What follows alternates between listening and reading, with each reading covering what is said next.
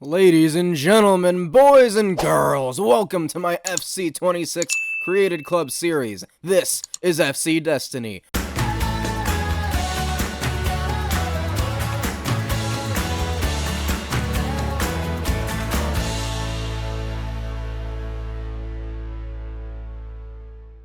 For those of you that don't know what FC Destiny is, or how my series works, let me tell you. We create a club in Europe. The starting team is always a half-star overall team, if that. It's a legit grind to earn our way to the top. We primarily like to focus on developing as many youth academy talents as possible along the way, but like to sprinkle in some real signings occasionally in moderation to keep things a little bit more realistic. The ultimate goal is to make the Champions League final. That's why we can do it anywhere in Europe with our created club. As I announced recently, we are going to be in the city of Tavira in Portugal this year. So far, I've done 3 years of this series format. FIFA 23 was Battersea in London, FC 24 was Barrowtown in the northwest of England, and last year on FC 25, we ventured out to Italy, to the island of Capri. Over the 3 years we've done this, no one has scored more goals than Awushia do, who has 197 goals over 7 seasons with Battersea. No goalkeeper has had more clean sheets than the 106 that 6'8" Senegalian Massamba Njai from Barrowtown had in FC 24. And now, no one has more assists than Argentinian legend Armando Echeverria from AC Capri over the 10 seasons we played last year in FC 25. Who will be the legends this year? Will we break any more records? There's only one way to find out. Let's get into it. And away we go! First thing we're going to accomplish is introduce you to our club's manager, a legend from AC Capri, the capitano of our Italian club, Luigi Rigatoni. Now, if you'll excuse me, I'm going to ride this rigatoni into the sky.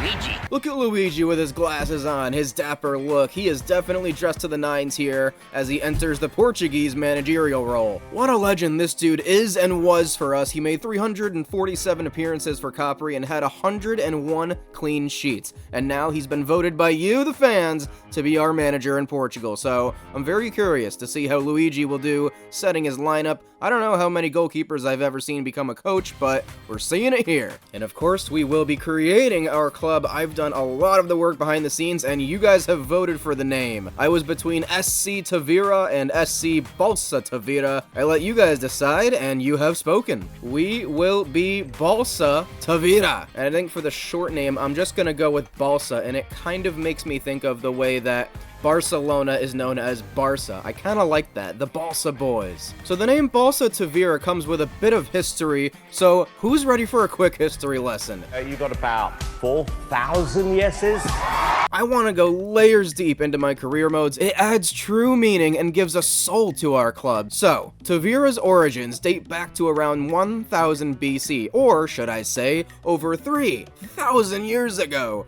Wow. It has been claimed that the original name of Tavira, which is Balsa, derives from a Phoenician storm god, Balsaphen. To the Romans, it was known as Balsa. That city was abandoned many years ago, but the Romans created a new port that they called Balsa. That town grew and prospered in the age of the Roman Empire. Years later, though, a massive earthquake destroyed all of the buildings in the city and much of the Algarve too with it. Tavira was rebuilt though and has been the same way since the 18th century.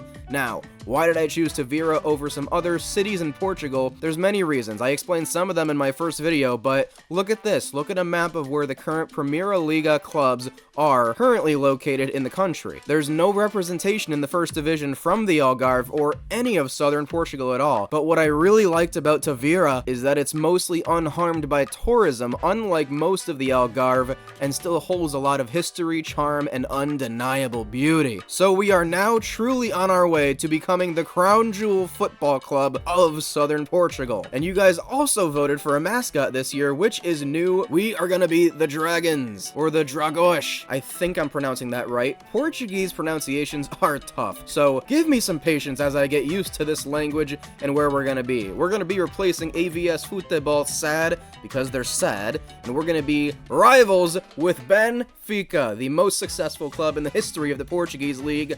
Why not? That's the kind of club we want to become someday. And they're actually one of the closest clubs to Tavira. Now, the kits and the badge. I've already decided on all this, so I'm gonna go do it, come back, and show you what I've come up with. So the first thing I'm actually gonna do is show you the last 3 years of club badges and kits, so you can compare it to what we're gonna do this year. Battersea was black, purple, and white. Barrowtown was black, red, and a little bit of gold. And last year with Capri, we were blue, white, and green. And we were able to actually create our own badge for the first time last year with Capri. I want to eventually do that with Balsa Tavira, but this is what we're working with at the start of this career mode. We've got red kits, and they are all red. I want to show them off to you. This is an absolutely beautiful combination of colors, the red and the light gold, I would say, or more of a cream color. That's our accent, and I think what I like about it is it's all one color. We've yet to really do that in this career mode. Mostly I've done stripes, hoops, sash, but now we're going to be all red, and it's kind of a dark, deep red, kind of like a red wine color, which I really like.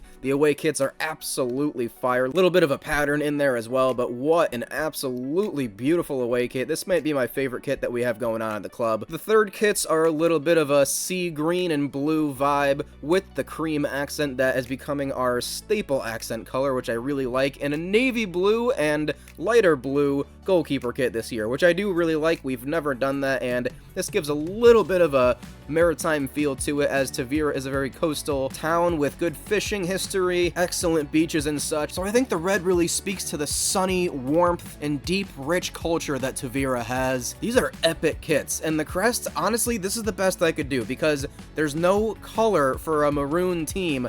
There's really not a lot of options for colors of these badges, and obviously there's not a lot of options for badges. I'm gonna have to work on a badge at some point once I get better with the mods and editing this year. That all comes over time with how much is available since I'm on PC, but this is what we're working with, and I kind of like it. I know we're the dragons, but that's kind of a sick crest. We'll just pretend that guy's a dragon. And finally, the Estadio Gilao, which is named after the Rio Gilao, the river that surrounds the city this club is in. We are going with the smallest stadium we can for this one because this club is truly small this year. Not a lot of funds in the Portuguese league. The stadium is set on the northern side of Tavira with an epic backdrop of such a beautiful area that Tavira is. The red and gold of the Estadio Gilao is truly awesome. Now let's quickly go through what I have chosen for our career mode settings, and there's a lot of them nowadays, which I like. The big thing is we're always on ultimate difficulty, and we are going to try out authentic gameplay, see how it feels. It says it's going to be a little bit slower. I definitely feel like that's going to be frustrating with these bad players at the start, but we're going to give it a go. I would love to have had deeper simulation on, but I worry for my PC's performance, so I'm just going to keep it off, and we're going to be able to track what we want to track anyways. Pretty sure this is the setting that would allow you to track other leagues' stats and stuff like that. Manager market is on, even though we're not going to be entering it. No sacking for the board, and instant scouting. Let's look at some other general settings. We're going to keep international job offers on. I think that might be something we can actually dip into later in this career mode. Maybe not, but we'll see. European competitions are on. We're going to do Euros Academy. Of course that's on. And unexpected events,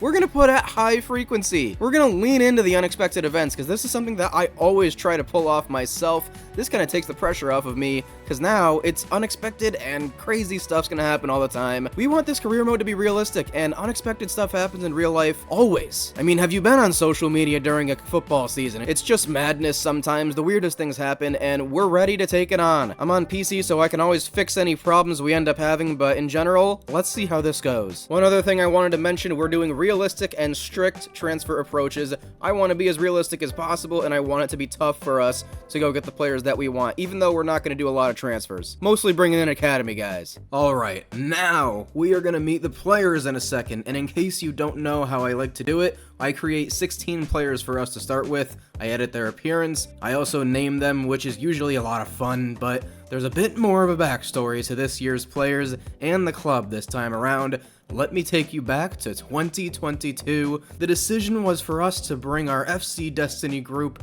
to a city in Portugal, but we also brought in a manager who was recommended to us by the locals as we spent some time there, Hugo Mendes, a 60-year-old man who lived in the Algarve his entire life in Tavira and loves football. Him and I went around the surrounding area of Tavira and brought in a bunch of local footballers from all different backgrounds. We got some players from the small local club in Tavira, Leos FC Tavira, who decided to join our club. We also held tryouts and added some futsal players from Tavira to add to the mix. And after a while, we were ready to compete, and we were awarded with a season in the Campeonato de Portugal, which is the 4th tier of Portuguese football. And that's where the Balsa Tavira magic started. Hugo Mendes saw the team sparkle on the pitch, and the local community started to buzz with its success. And by some miracle, Balsa Tavira won the league in its first year. Some star names emerged like goalkeeper Ivo Julio and an amazing striking partnership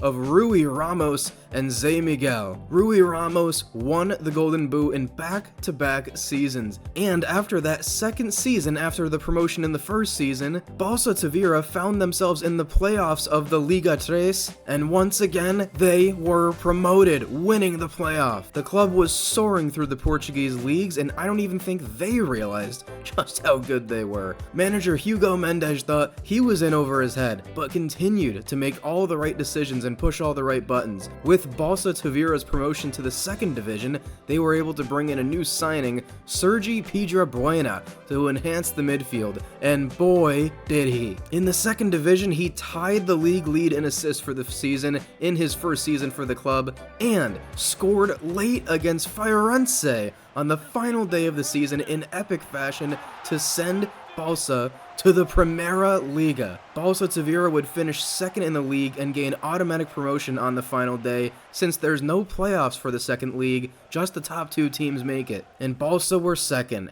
And now this is where we pick up the story. Heading into 2025-2026, legendary manager Hugo Mendes has stepped down as manager due to health concerns of his own, but will still occupy an advisory role for the club. And taking his place is manager Luigi Rigatoni. Also in the news, club legend Rui Ramos has retired at 33 years old after multiple injuries last season, but also after winning 2 Golden Boots and helping the Dragons to the Primera Liga. A few other players have left the club as well, and we are now left to change our philosophy a little bit. How do we maintain our success, but also build a team that can survive in the top flight? And the answer is simply through youth development. Luigi Rigatoni, like other FC Destiny managers of the past, is striving to use his network to go out and find young, hidden gems from around the world to help carry the torch of success at Balsa Tavira. The club has brought in 2 new signings to start the movement.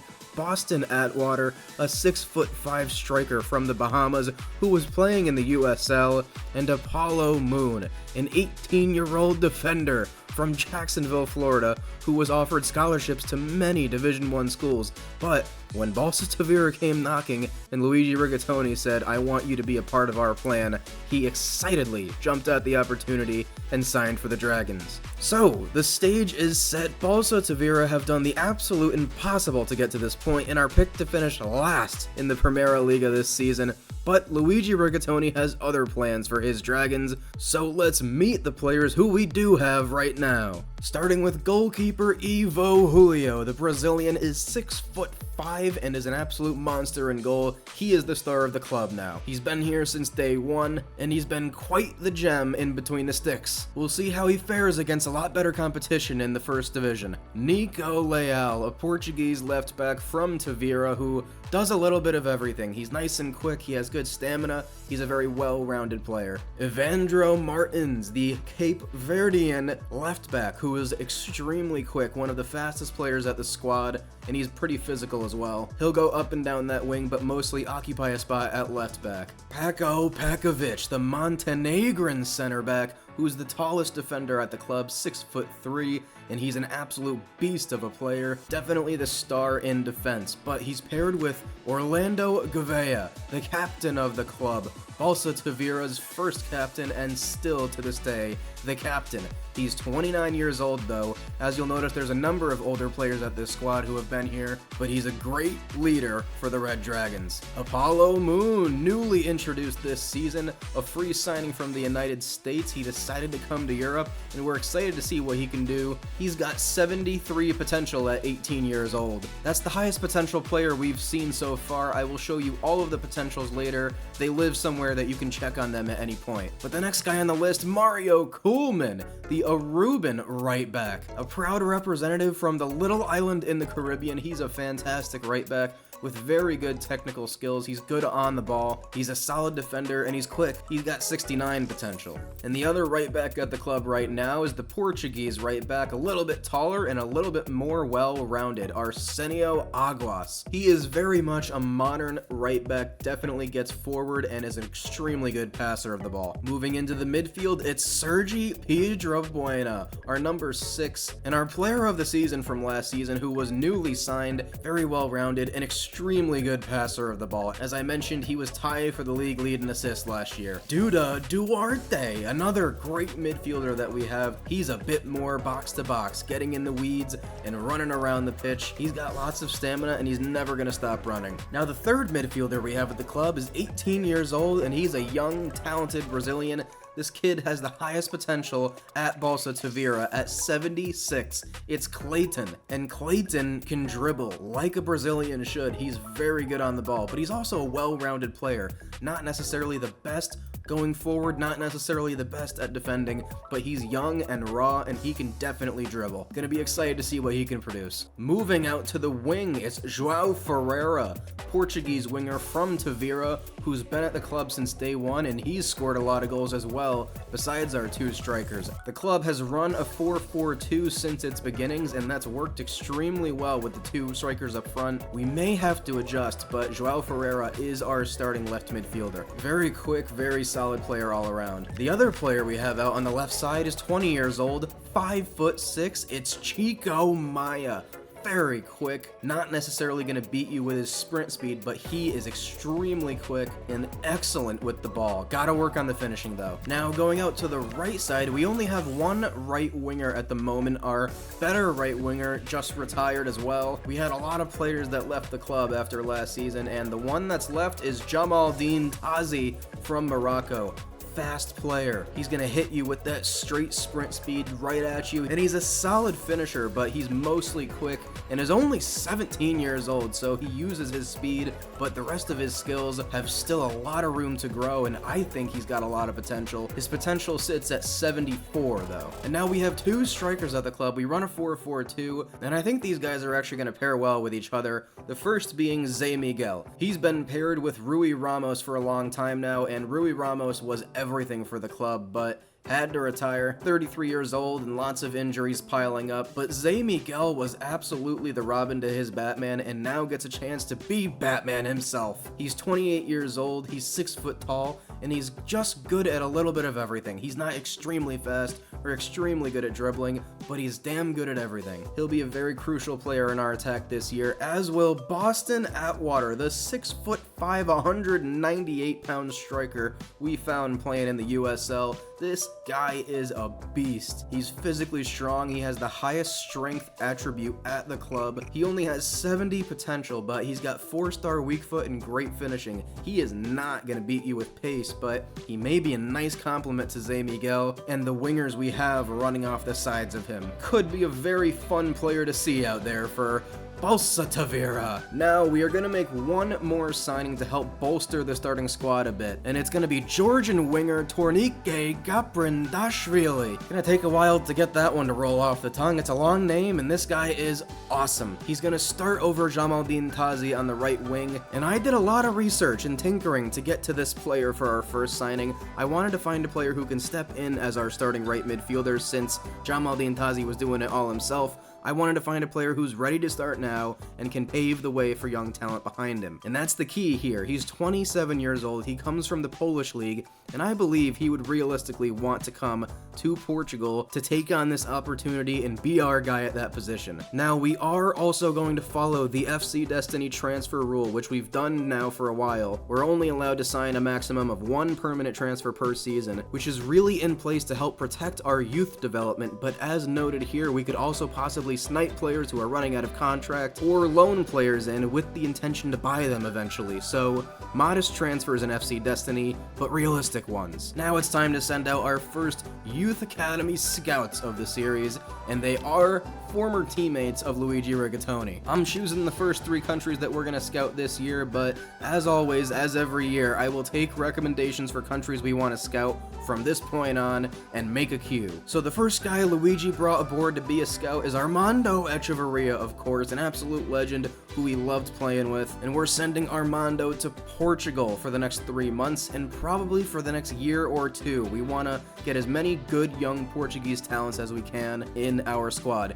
And just a note for youth scouting in general, we're really only going to take players with good potential or high overalls that we can see playing out there for us. We're not just going to take any players. And obviously, these names are not the guys that I'm going to mention yet. I will adjust their names once I get access to the FC26 cheat table, which allows me to rename scouts. But joining Armando in the scouting department is Sam Mbobe from South Africa, of course, another legend from AC Capri last year. And we're sending him to Mozambique to look for goalkeepers to start off his scouting career. Maybe he can find the next Masamba Njai, the next African goalkeeping legend for us. Fun fact about Mozambique, it is a primarily Portuguese-speaking country, which is very cool, as is Angola and Cape Verde, and obviously Brazil, of course. There's a lot of Portuguese-speaking countries out there, which is very cool. And last but not least, Luigi is bringing aboard Shah Tom, the Malaysian left-back from Capri, who is now going to be our 3rd scout. He is going to scout India for the next 3 months, a country we have not seen in this career mode series yet, and I would love to see an Indian player. We're looking for wingers and midfielders from India, goalkeepers from Mozambique, and I didn't mention it, but we're looking for defenders,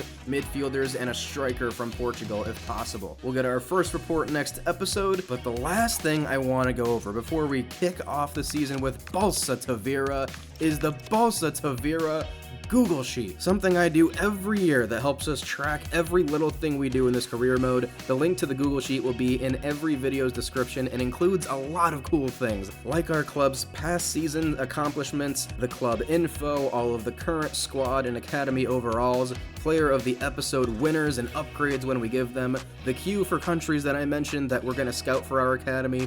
All of our transfer history lives in here.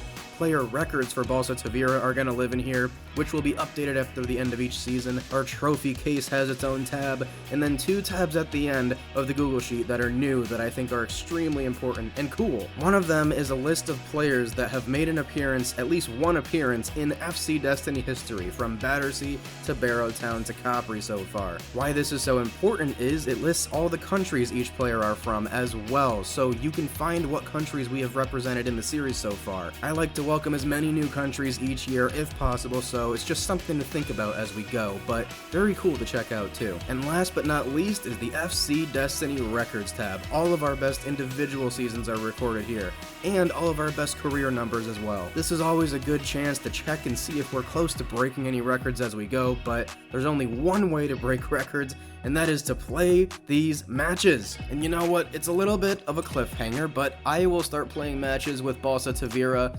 next episode. This episode was more about setting up the club, introducing you to the players. Hopefully you've enjoyed meeting all these lads and getting to know Balsa Tavira a little bit better. We're gonna open up against Aruca next episode. I think that's how you pronounce it. Casapia, Braga, and then we'll finish off the episode against Famalicão. I gotta work on my Portuguese pronunciations in the meantime, but you guys have gotta leave some comments in the meantime while we get ready for match number 1 with Balsa Tavira. Make sure you subscribe and join the family here if you haven't already, and please like the video to show your support. Do you have a favorite player so far at Balsa Tavira? Who will be the first goal scorer under Luigi Rigatoni? We'll find out all that and a lot more of our story next episode. But until then, this has been Therios. You'll never walk alone.